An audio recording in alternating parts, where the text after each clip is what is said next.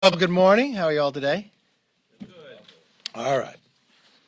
I first want to start off, and I want to take a moment to acknowledge and bring attention to the gut-wrenching scenes we have seen coming out of Florida since that building first collapsed more than a week ago. We mourn the loss of the 18 lives who've perished, including the 2 children, ages just 4 and 10, whose bodies were found just yesterday. We continue to keep the families in our prayers of the more than 145 individuals who are still waiting to hear updates about their loved ones. I also want to thank all the first responders. I want to thank Israel for sending over their team as well. I know they're working round the clock. I know it's tedious work, and I know it's difficult. But I want them to know that we appreciate it as well. Just moments ago, I made a unanimous consent request on the House floor to fund Israel's critical Iron Dome defense system. As many of you know, carried, we have the President of Israel here this week. The Israeli government requested resources from the United States to help them replenish the weapons system supplies and equipment, which is vital to protecting the Jewish state from terrorist attacks. As many of you know, the Iron Dome is a defensive protection. We watched the number of missiles come just a few months ago. I made the request alongside Whip Scalise, Ranking Member Granger, McCall, and Rogers.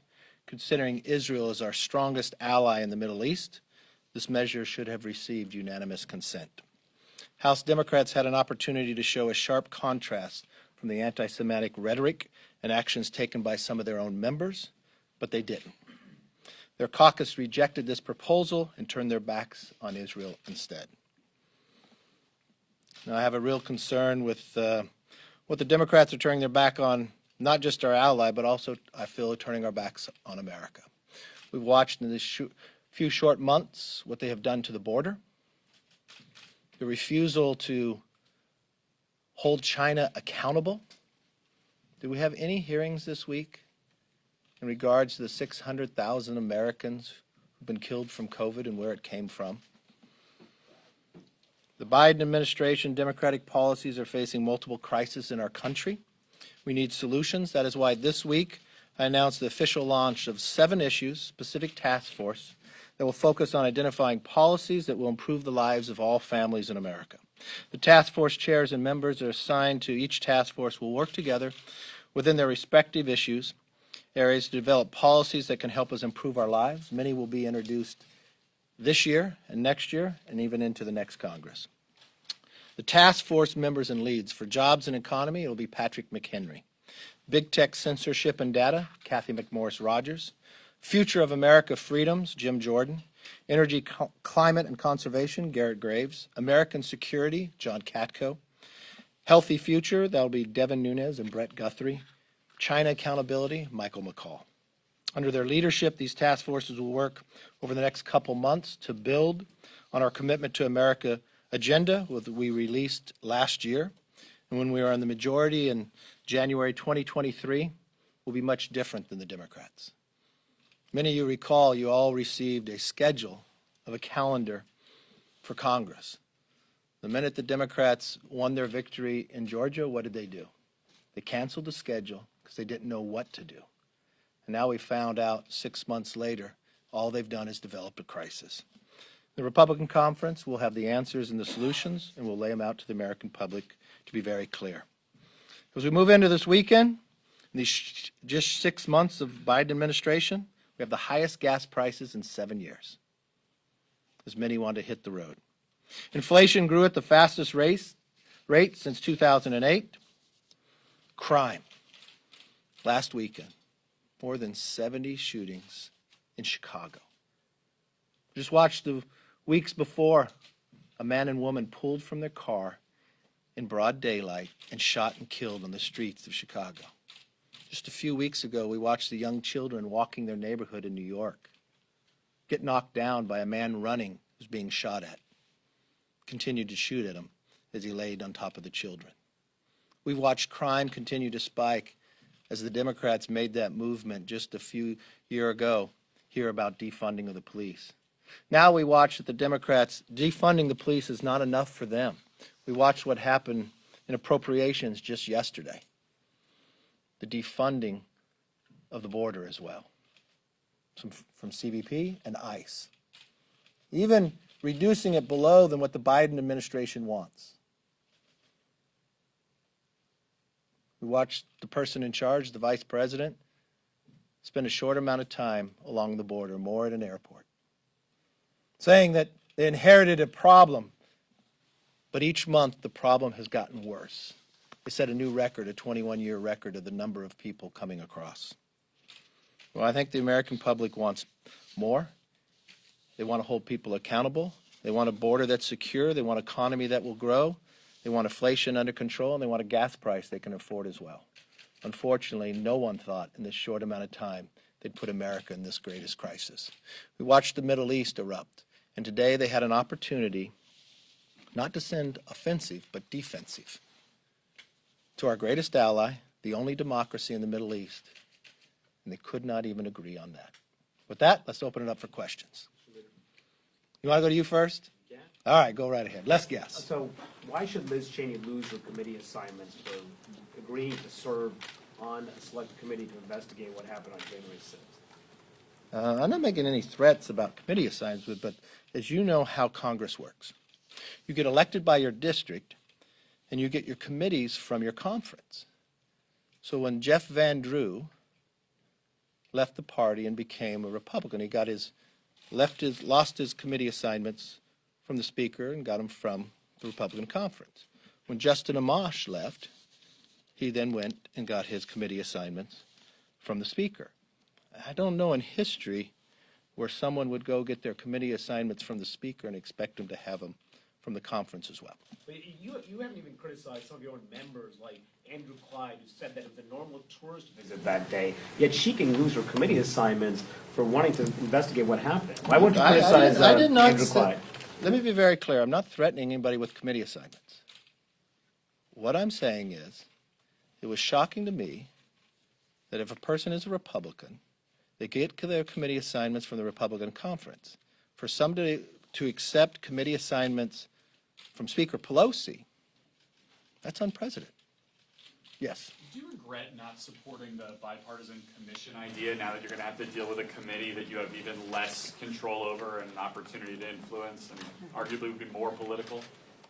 No, I regret the politics of Nancy Pelosi.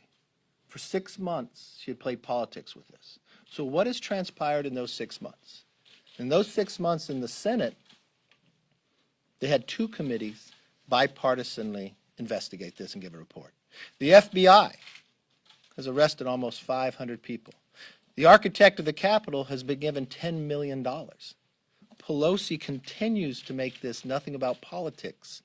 That's why no one really takes this serious based upon the direction of what she wants to go. If you have read the Senate report, you'd be very concerned. You're concerned to what happened on that day, but you're concerned what happened on the days before it that caused that day to happen.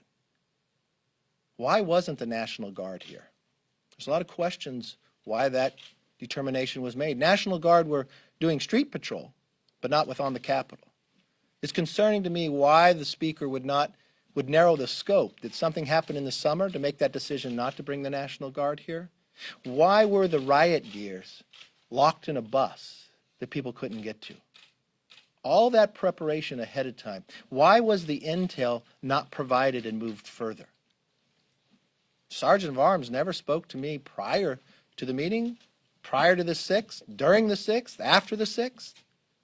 There's a lot of questions that raise, and you got the Senate that went and did the work, and we've got a Speaker that did nothing but play politics and try to drive it that way. Well, if you've got questions, are you going to Yes, ma'am. Are you going to appoint members to this committee to try to answer those questions? When I have news on that, I'll give it to you. Yes. I mean, that was my question. Do you intend to name members to this panel? And if not, I mean, last week you met with Officer Fanone, you met with Officer Dunn. They were here last week. They urged you to take this seriously. And Officer Sidney. Correct. So are you taking this seriously? I take it very seriously. Yes. I'm wondering, you just named a number of entities that you think are to blame for potentially for the events of January 6th. You have questions about it, but do you believe that President Trump former President Trump is accountable in some way for what the events leading up to January 6th? What I looked, have you read the Senate report? Did you read the Senate report? Did you have questions about how the prep that we had for this Capitol? Were you concerned about when they found IEDs in the morning? Did we not call the FBI? Were you concerned about the idea that the sergeant of arms had intel provided by the FBI, but it wasn't passed forward? Were you concerned if we had that information, why didn't we have a different presence built here? If you were concerned about riots, why would you put the riot gear in a bus that was locked and around down the way? If there was, in the time of the riot took place, why was there not communication that had direction from leadership? Because leadership wasn't talking. There's so many failures along that way that happened the days before that allowed individuals to get into the building. That's once we want to make sure never, ever happens again. But I appreciate that. Did you have a question too, sir? Yeah, responsibility. Yeah. I was going to ask whether you, when you were going to appoint people. Because she can go ahead, she has a quorum now that she's appointed Cheney, so. Well, she plays politics all the time. But so, I mean, it would appear to be in your interest to get people on this thing now. You think it's in my interest that it's a political game of what she's playing. When I have news on this, I'll provide the news. Paul, how are you doing today? Did I upset you last time? No. Oh, I thought from your article I must have upset you. I felt gray hair is positive, and you were younger than me, so I don't know. I hope you feel better after the article. Yeah. Yes, sir. Do you believe that effectively by Liz Cheney accepting the committee assignment on January 6th, that she's left the Republican conference? Well, I was shocked that she would accept something from Speaker Pelosi. It would seem to me, as since I didn't hear from her, maybe she's closer to her than us. I don't know. Examples you gave about previous members who lost their committee assignments when they literally... No, I was trying to give you an example based of how, when somebody comes here, how they get their committees. I mean,